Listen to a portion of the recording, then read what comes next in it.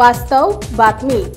मी कोणाचा माणूस आहे यावर कुणाला कुणाचा मेळ लागेना। मी फक्त आणि फक्त मराठा समाजाचा माणूस आहे आणि माझा मालक मराठा समाज आहे असं सांगत मनोज जरांगे यांनी प्रकाश आंबेडकरांना प्रत्युत्तर दिले। विधानसभेची निवडणूक लढवायची की नाही याचा निर्णय 29 तारखेला होईल। एकतर उमेदवार उभा करायचा किंवा पाडापाडी करायचा असं आव्हान त्यांनी मराठा समाजाला केलंय। मनोज जरांगे यांचा पश्चिम महाराष्ट्र दौरा सुरू असून ते सोलापुरातील शांतता रॅलीत बोलत होते।